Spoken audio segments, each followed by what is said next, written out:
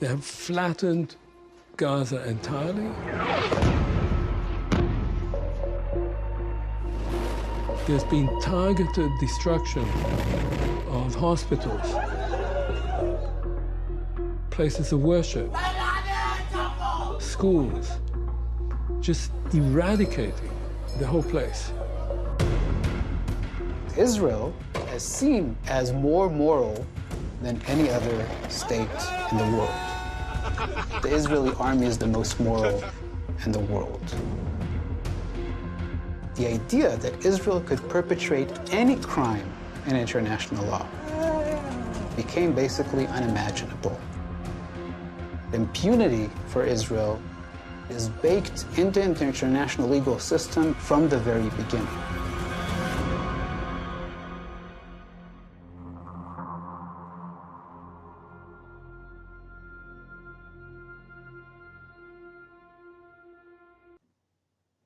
Netanyahu wants to make it very, very clear that what Israel is doing, presenting Israel as the front lines of the battle against the Arab world, against the Muslim world. And this brings up this question of the West.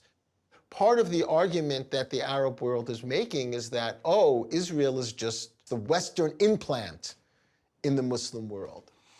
If you think about it historically, Jews in Europe, over time, were described as not being of Europe, were seen as Oriental, were seen as the people who came from elsewhere, who had customs and habits and beliefs that were contrary to European civilization, right? And much of the impetus for Zionism is that Jews were, we say now, othered. Right. Once they come to Palestine, they start seeing themselves, and even before they come, they start imagining themselves as being representatives of the West in the Orient. And to a certain extent, they succeed in persuading the West that they are the sort of Western island in the sea of Muslims, Arabs, all these Oriental others. You're right. There is the non-Western nature of the Jew that then becomes westernized in a political, imperialist, colonialist project called Zionism. Zionism tries to reconstruct a Jewish people. And it reconstructs a Jewish people because for Israel to be the national home for the Jewish people, there has to be a Jewish people. But this notion of a Jewish people is somewhat of an artificial construct. So what do you think about this idea of the Jewish people? What happens, I would say, in the mid-19th century, which takes you also to Zionism, is the attempt to transform the Jewish people into a Jewish nation. But most modern nations today trace themselves to stories that they tell, narratives that they tell, some of which have some historical semblance of truth, and some are completely mythological. They invent a mythology. It's a myth of creation of a group. And the Jews had the same kind of story that they told themselves from very early on, and people will accept that it may be a myth or may not. But they now see themselves as part of a certain unit that is distinct from all others. If we go back to the Bible, obviously the story of Abraham, I mean, the birth of the Jewish people is really it's really a tribal, that's tribal roots. It's the birth of a family. And over the course of history, of course, that family absorbs many other peoples within it. So obviously, the people are not all necessarily descendants from Abraham, right? So that the very notion of a people is a fiction. But it's a fiction that has certain scriptural roots and certain roots of memory and ritual.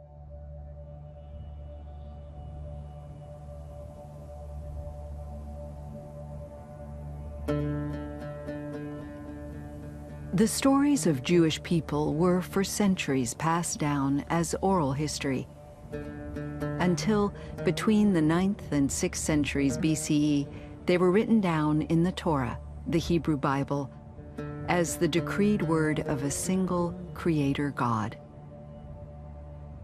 In one story, the biblical God enters into a covenant with a character named Abraham. God tells Abraham to leave his home in Mesopotamia and take his family west to the land of Canaan. Once there, he was to carry out God's work and lead a great nation. They are chosen to be God's people, and this is the land that God gave them. So the land of Canaan that becomes the land of Israel is really, in a certain sense, seen as the promised land. The story is told in Scripture, and it doesn't really have much corroborating material outside of Scripture. They come into the land, and then they establish a kingdom, basically, and they build a temple, eventually in Jerusalem. The temple is destroyed, the Jews are banished, 70 years later they come back, they build a second temple. That temple exists for some hundreds of years. They're eventually taken over by the Roman Empire. They begin to rebel against the Romans. The insurrection is flattened. The Jews are dispersed. It's important to note that the Jews never all lived in the land of Israel. When they're exiled the first time and they come back, most of the Jews stayed in Babylonia. They didn't come back to the land. But the land of Israel became the centerpiece of what became the Jewish religion. Jews dispersed across the Near East and into Europe, some through coercion, many by choice, just as a new religion formed by the followers of a preacher known as Jesus was set to change the course of Jewish history. Jesus' followers understood Jesus to be the long-awaited Messiah figure, the one who would bring about the end of days when people finally get what they deserve, when the righteous are rewarded, the wicked are punished. Jews did not. And what Christians did was not only criticize the ways in which Jews interpreted the Bible, they began to criticize Jews themselves. Jew becomes a slur. You have this depiction of Judaism as the negative opposite of Christianity. You have negative depictions of Jews as those who rejected Jesus, as those who demanded that Jesus be killed, ultimately as those who killed Jesus themselves.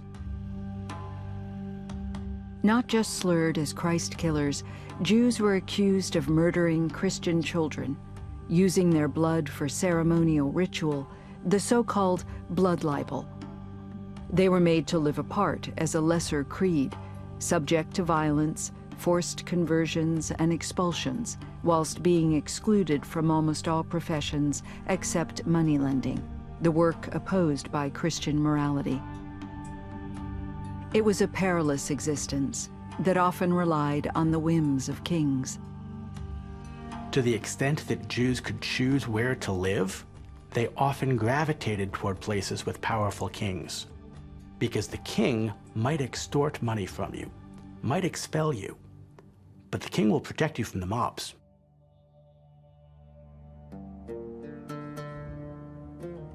As early Christian Europe defined itself in opposition to Judaism, the rise of an Islamic empire spreading from the Middle East to Iberia in the 7th century stirred Christendom to repurpose old scorn for a new foil. Christians othered Jews and othered Muslims. They begin to define Muslims as pagans, or as heretics, or as Jews. It's a slur. It's a way of criticizing those people who are your rivals, those people whose ideas you find threatening. Don't be like the Muslims, they're Jewish. The Islamic Empire also subjected Jews, including Sephardic Jews of Muslim Spain, to a second-class status. But crucially, they were protected as dhimmis, people of the covenant, not the equal of Muslims, but essentially free to contribute to the business, art, science, and culture of a multi-faith society. And when Spain was reconquered by Christians, Sephardic Jews, along with Muslims, were forced out of Iberia, with many resettling in Arab lands. The Jewish diaspora was broadly divided between the Sephardim, spread across North Africa and the Middle East, and the Ashkenazim, who had long been scattered in Europe. Life for Europe's Ashkenazim remained ghettoized and insecure. But as the Middle Ages gave way to modernity, new laws began to emancipate Jews from many of the restrictions they'd lived under. Times, it seemed, were changing. By the 1800s, Europe's Industrial Revolution was restructuring economies and societies, offering new opportunities for Jews to succeed and progress. But making progress came at the cost of also making enemies. There's now a new type of anti-Jewish animosity that comes under the label created in the 1870s of anti-Semitism. So you have a combination of thinking about Jews as those who have now become the cause of unemployment, of poverty, of lack of education, of being uprooted, and still the older imagery of Jews as demonic, Jews as different. Now, on top of this is a period of what is called scientific racism. That is, there is an idea that you can actually identify different races of man. So Africans are seen as savages, as inferior. Jews are seen as a different race, but they're not simply inferior to the Nordic, white, Germanic races. They are also subversive and dangerous to society. And they take up all those positions that give them that power. They're conspiring to take over the world, and we may not even know that they've done it.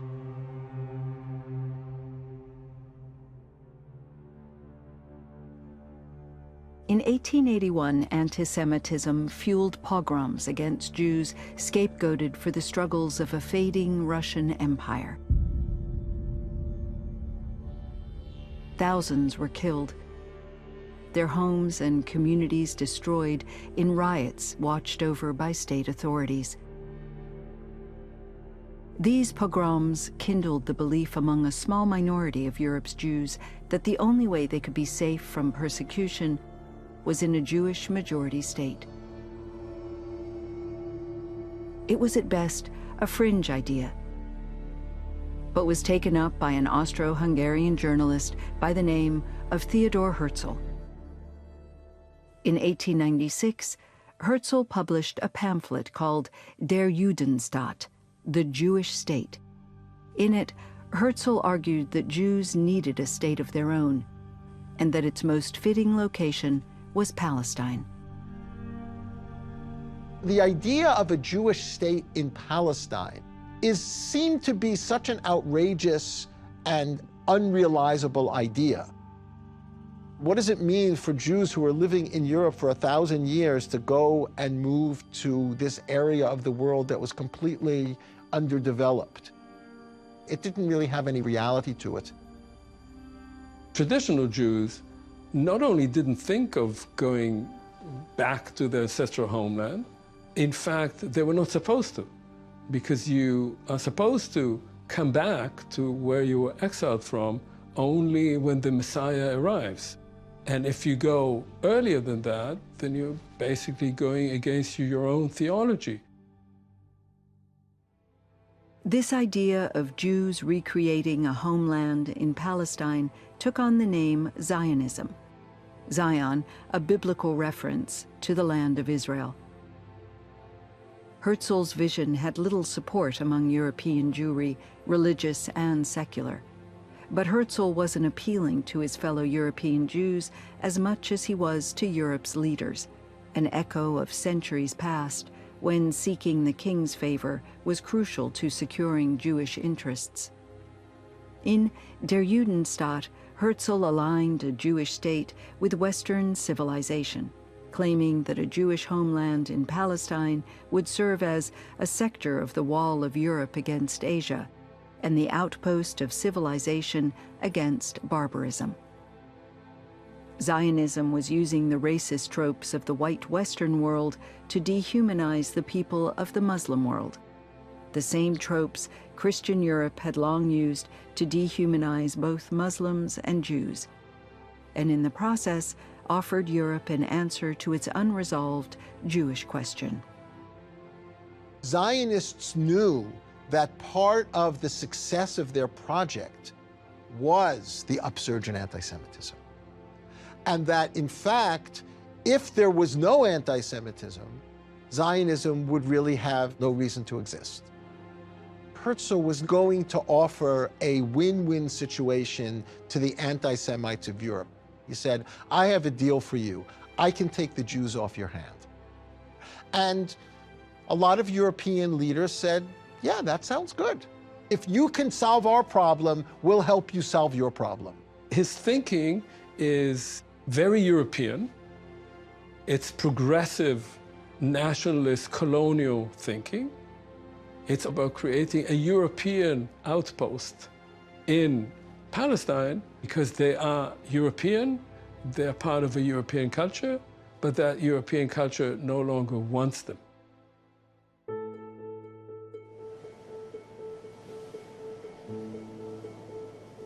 The pogroms had convinced hundreds of thousands of Jews to leave Eastern Europe and start new lives in the United States. But an estimated 25,000 made the move to Palestine. They were followed by a second wave of Jews fleeing more pogroms in Russia at the beginning of the 20th century, heading to a land of some 500,000 Arab Muslims living alongside small Christian and Jewish minorities, putting paid to the Zionist lie of a land without a people. But new Jewish immigrants had already established their own farms and factories, built their own towns on land bought by elite Jewish families like the Rothschilds, whose banking riches helped finance a whole civic infrastructure set apart from the Arabs. At that point, the Arab population begins to see something bigger is going on. This is not just Jews who want to come to the land of Israel. There's some project. They were trying to build a society. The people coming from Europe have come with an idea to create their own Jewish communities, not simply to be part of an Ottoman society.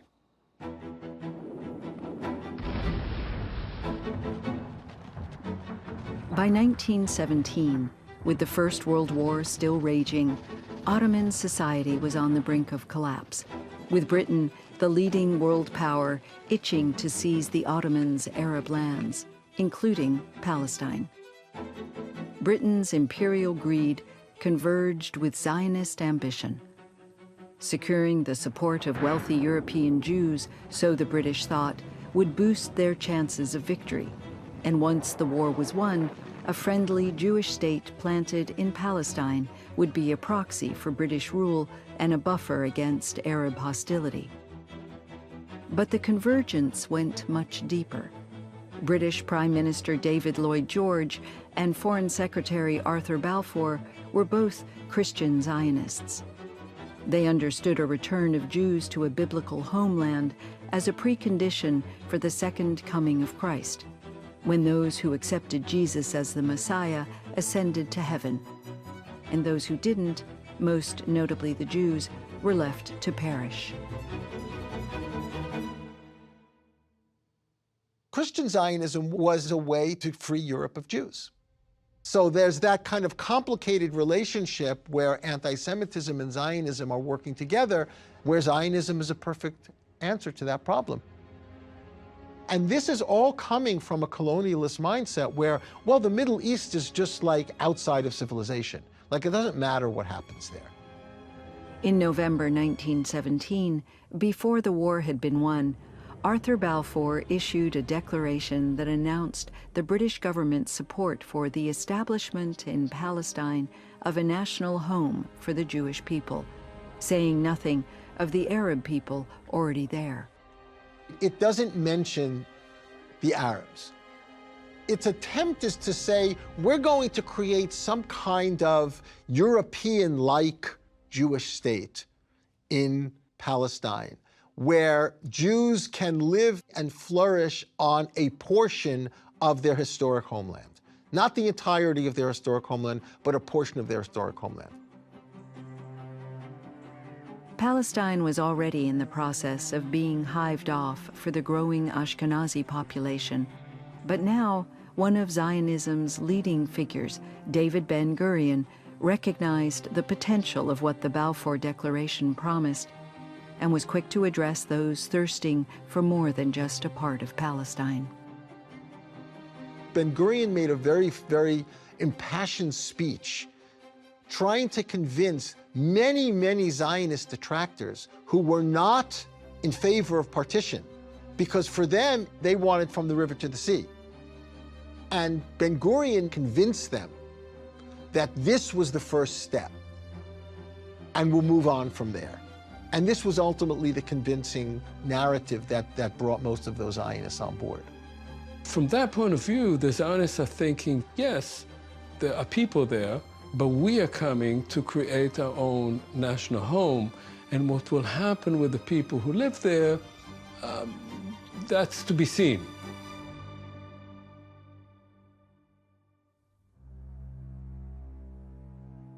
One of the things that I wanted to also ask you about is on this question of Orientalism and the view of the Muslim as other. There is this division between the West and the East, the Christian world and the Arab world, and the Orientalist understanding of what the Arab is, both in terms of the attractiveness and also the kind of rejection of the idea of the stereotype of the Arab. But how does the anti-Muslim, which goes back to the Middle Ages and Christianity versus Islam, how does that play into the kind of Zionist project, kind of like reviving this medieval battle between Christianity and Islam in terms of the West and the East? Look, I mean, obviously, the view of the Orient in Europe, especially, and later in the United States as well, is a complex one because Europe has, as it does with Jews, it has a long history with Islam. Going back to the reconquest of Spain, going back to such areas as Sicily, taken over by Arabs and then taken over by Normans and so forth. All of those events are sort of deeply embedded, I think, in the European memory of their own history.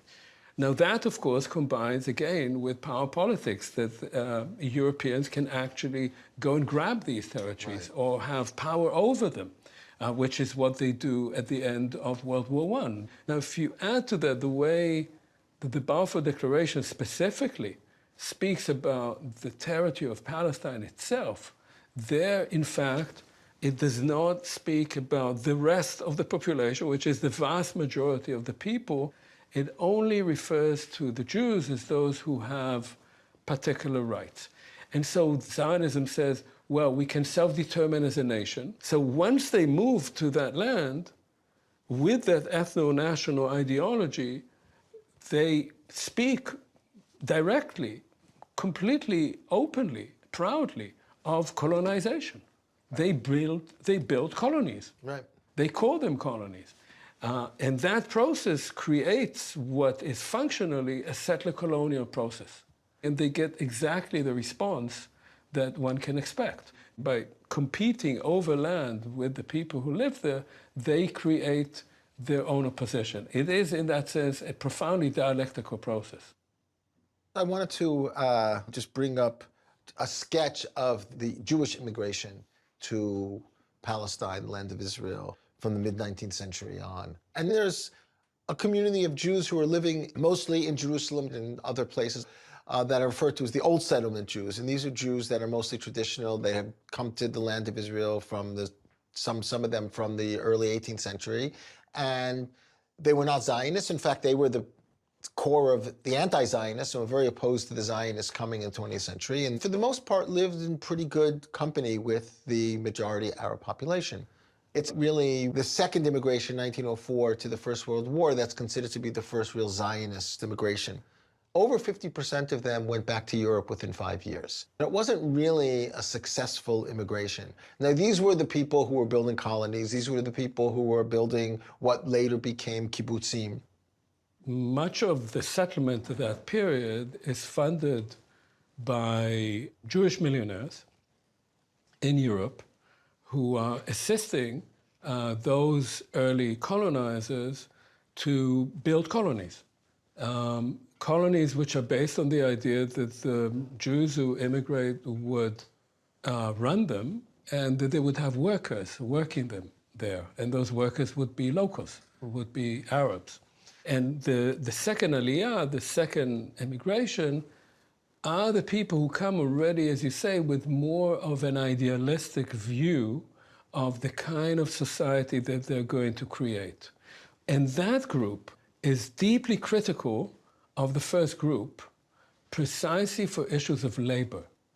Because those early colonies, as I said, use Arab labor to produce on their own agricultural colonies.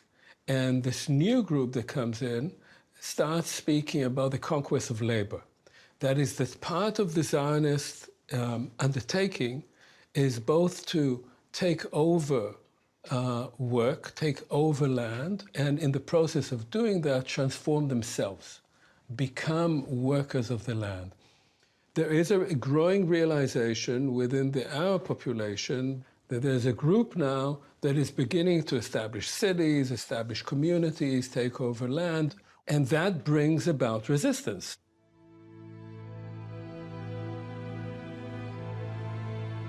The Allies' victory in the First World War granted Britain a mandate to administer the lands of Palestine and Transjordan, territories of the defeated Ottoman Empire. The mandate was an instrument for imperial rule, and at its heart was the Balfour Declaration's commitment to creating a Jewish home in Palestine.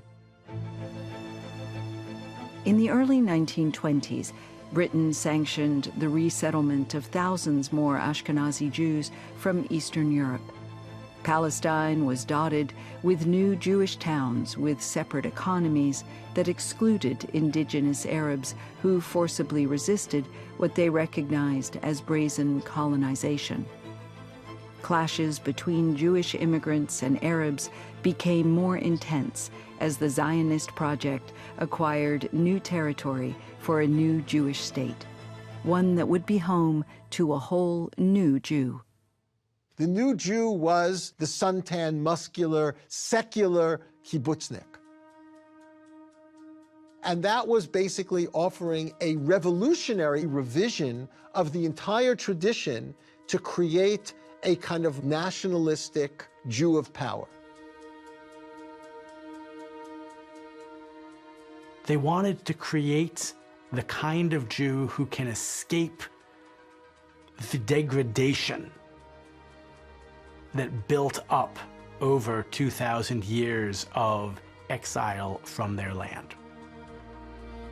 The Western idea of masculinity was something that was deeply influential in rebuilding the new Jewish personality. Now, on the other side, and this is somewhat ironic, the Arab portrayed as being effeminate, a feminization of the Orient for the purposes of domination. The Arab in the Zionist imagination becomes what the Jew was in the Christian European imagination.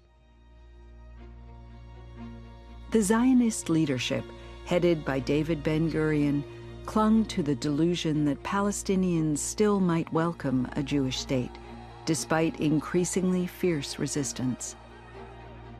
But there was a more realistic vision. In a 1923 essay called The Iron Wall, Ben-Gurion's political rival, Vladimir Ze'ev Jabotinsky, recognized the reality of Zionism for the people of Palestine. Zionism manifested itself in the settler colonial project, that is, to take the land of an indigenous group, in this case Palestinians, and build a different society on it, in this case a Jewish society, but really actually a white settler Jewish society. Jabotinsky, he asks, do you know of any indigenous group in the world that accepted a colonial movement? And he answers, of course not. Jabotinsky became the head of the alternative, the revisionist Zionist movement. He says, we all know that the Arabs will not accept us here.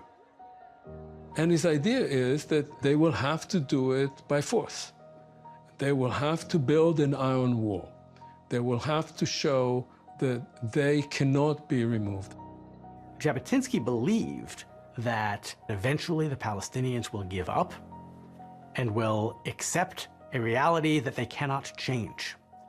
And at that point, they can be welcomed and accepted as individuals with full and equal citizenship rights, but they will not have national rights within a Jewish state in Palestine. And for Jabotinsky, that wasn't simply the river to the sea. He wanted to see a Jewish state in the entirety of the original British Mandate of Palestine.